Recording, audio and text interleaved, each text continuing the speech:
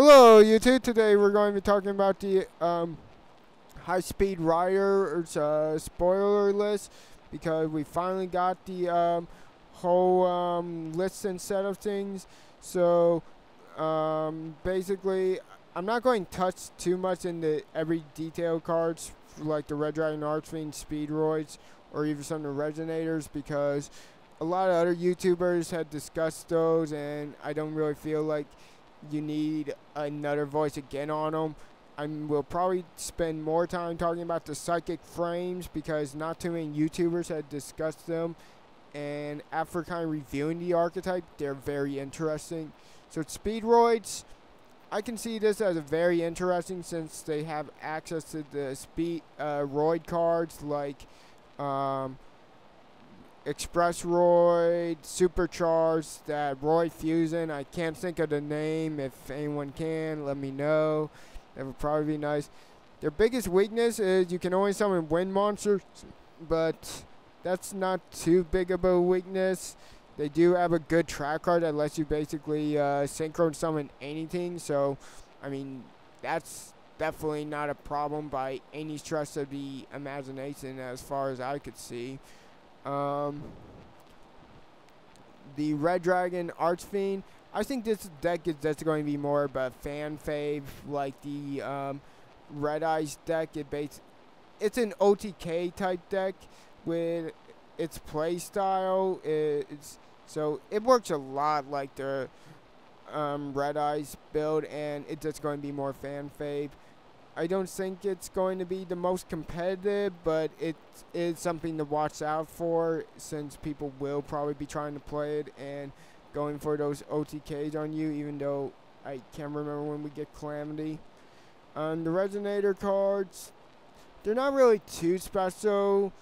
They do a little bit of something and make the synchron summoning better, but I'll be honest, they're more for collectors. If you like character decks and you like people like Jack Atlas and other people who had interesting character decks and cool concepts, then those are definitely something you would say is pretty cool to see more character cards like that. Now the Psychic Frames, they consist of one normal monster plus all tuners, which their tuners are level 1 and level 2. The level 1s are not that great, while the level 2s each negate something, so they almost remind me of the Herald of Creation archetype, where they do different stuff. Like Alpha here, it's probably the one you're not going to use, if I remember. Yeah, this is the one that gets summoned when your opponent normal or special summon, which that isn't that great because he doesn't sop it or anything, but he basically the one you want to go through for level 7s. I think you're probably going to be playing level 8s, to be honest with you. The beta, I mean, unless there's some like real levels, unless there's some level 7s you really want to play, but the beta negates attack. The what's it called? The Gamma here, yeah.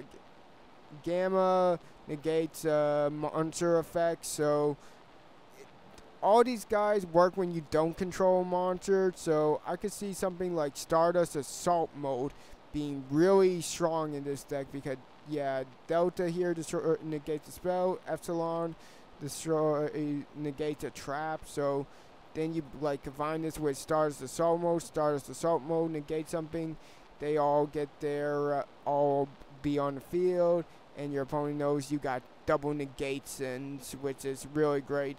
Then they have like a field spell here, which is let's see if we can find it. Yeah, Psychic Frame Circuit. Basically, whenever you special summon your Psychic Frames, you're immediately able to synchro summon after that. So good stuff would be like Stardust or other stuff. Now, the also cool stuff is the fact that they're lights. You can take advantage of like cards like Michael and different stuff. So I could see this deck as a legitimate threat with using stuff like Stardust Assault Mode and Instant Matter Transporter. I don't know. You guys let me know what you guys think about this deck. There's actually like one more card I want to talk about before I end this video. So then the final card I want to talk about is Goyle Predator, which is basically he's a little bit weaker with Goyle with having 24 attack points. So not as many cards as Goyle can run over, but his effect reads is when this card destroys an opponent monster by battle and send it to the graveyard, you can special summon that monster to your side of the field, but all battle damage it inflicts to your opponent is half. You can only use this effect of Goyle Predator once per turn. So kind of interesting. He doesn't have like that negative of Goyle summon in defense, or Goyle Guardian summon in defense, or Goyle Chaser who has the attack points, but he does have the damage, which is kind of interesting when you think about that. I can kind of see a lot of ways you can use this card that you can like use Goyle or the other two. So really interesting. I like how you guys like how he can be used. So that's kind of full spoiler of cards I want to talk about in High Speed Riders. I mean, they are getting like Duality and Card D and some Mystic Space Typhoon. Nothing new. I'm going to leave a link in the description if you guys want to check it out. Have a great day. See you guys again. Bye. Best to summon this card. Plus you summon the normal Psychic Frame monster, which that's not going to be really that great for you because